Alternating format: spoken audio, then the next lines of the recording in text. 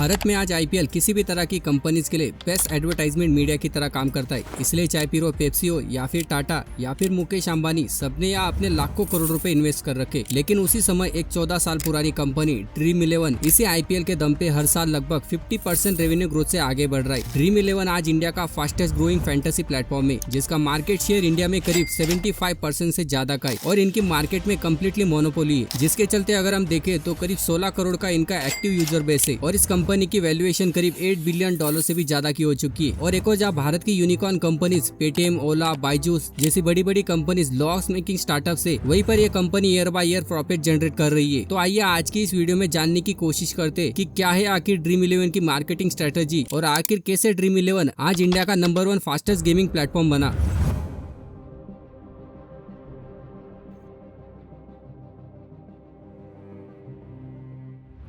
तो दोस्तों इस कहानी की शुरुआत होती है 2007 से, जब हर्ष जैन अमेरिका से अपनी इंजीनियरिंग की पढ़ाई पूरी करके इंडिया वापस आते। इसी बीच 2008 में आईपीएल की शुरुआत होती है। इंडियन मार्केट में बहुत बड़ा गैप रियलाइज करते वो देखते यूके एंड यूएस के मार्केट में फैंटेसी गेमिंग को लेकर काफी क्रेज है। वहाँ पर स्पोर्ट्स खेलने वाले लोगों में से 71% से ज्यादा लोग फैंटेसी गेमिंग को जरूर खेला करते, लेकिन इंडिया में ऐसा नहीं है, क्योंकि यहाँ पर ये आंकड़ा 0% है। और ऐसा इसलिए क्योंकि इंडिया में कोई फैंटेसी गेमिंग का प्लेटफॉर्म ही मौजूद नहीं है। और यही पर इन्होंने सोचा कि क्यों ना इंडिया में फैंटेसी गेमिंग का प्लेटफॉर्म बिल्ड किया जाए। और साल 2008 में फाइनली इन्होंने ड्रीम 11 की शुरुआत की। ड्रीम 11 शुरुआत में एक फ्री प्लेटफॉर्म हुआ करता था, जहां आप बिना पैसों के इनके ऐप में जाके टीम बना सकते थे और आप वर्चुअल कॉइन से गेम्स खेल सकते थे। लेकिन गेम जीतने पर इससे आप पैसे नहीं निकाल सकते। और कंपनी का जो मेन पैसे कमाने का जरिया था वो था कि जब आप उनके प्लेटफॉर्म पे जाते हो गेम्स खेलने के लिए, उस समय जो बीच बीच में एड्स आती है उससे कंपनी का रेवेन्यू जनरेट होता था। लेकिन उस समय कंपनी का ये बिजनेस मॉडल काम नहीं कर रहा था और साल 2012 तक इनको कुछ खास रिटर्न भी इससे नहीं मिला। और इसीलिए कंपनी ने अपना बिजनेस मॉडल चेंज करने का सोचा।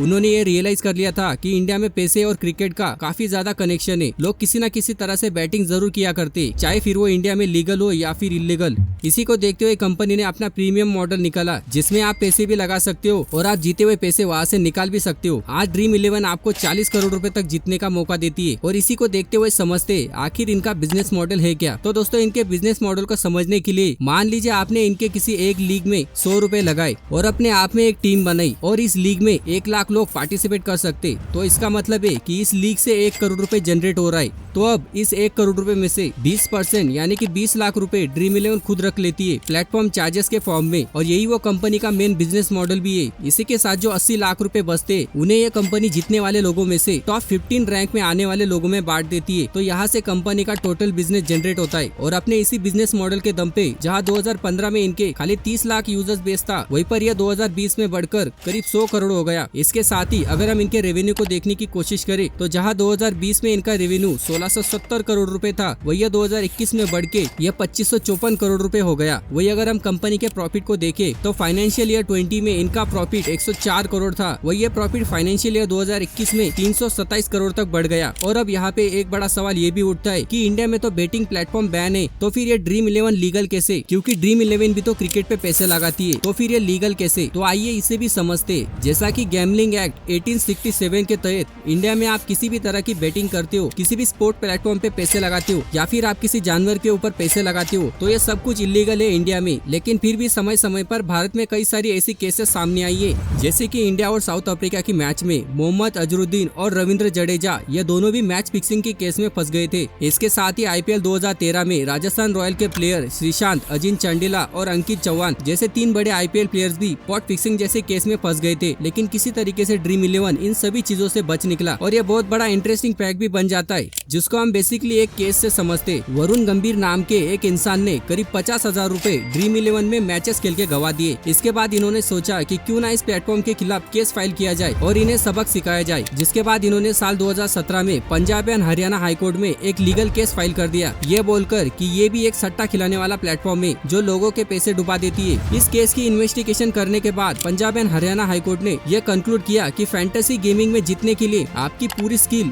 और आपके पूरे नॉलेज पे डिपेंड डिपेंड करता है ये सब कुछ। जैसे कि हम देखें कि हैदराबाद एंड सीएसके की मैच होती है तो इसमें टोटल 22 प्लेयर इस मैच में खेलते हैं। इसमें आपको कुछ पॉइंट्स मिलते हैं जिसकी मदद से आपको इन 22 प्लेयर में से 11 प्लेयर सिलेक्ट करने होते। अब ये नहीं कि आप एक ही टीम में से 11 प्लेयर सिलेक्ट कर ले, आपको दोनों टीम को मिलाकर 11 प्लेयर सिलेक्ट करने होते। एटलीस्ट आपको दोनों टीम में से 4 से 5 प्लेयर तो लेने ही होते। तो उस हिसाब से आपको दोनों टीम में से batsman, bowler, fielder and keeper को चूज करने होते। और यहाँ पे अगर आपको जीतना है तो ये पूरा गेम आप पे डिपेंड करता है कि आप किस तरह से अपनी एबिलिटी और स्किल का यूज करते हो गेम को जीतने के लिए। वही अगर हम गैम्बलिंग की बात करें तो वहाँ पे ये पूरी तरीके से पैसे सिर्फ और सिर्फ एक टीम या प्लेयर्स पर लगाए जाते और ये पूरे तरीके से आपके लक और किस्मत पे डिपेंड करता है कि आप जीतेंगे या फिर हारेंगे। तो इसीलिए ऐसे प्लेटफॉर्म इंडिया में पूरी तरीके से इलीगल है। वही बात करें ड्रीम 11 की तो इसके केस में ऐसा नहीं है, यहाँ पूरा गेम आपके स्किल पे डिपेंड करता है और इसी वजह से ड्रीम 11 इंडिया में पूरी तरीके से लीगल है और ऐसे इंडिया में खेलना और खिलाना पूरी तरीके से लीगल है।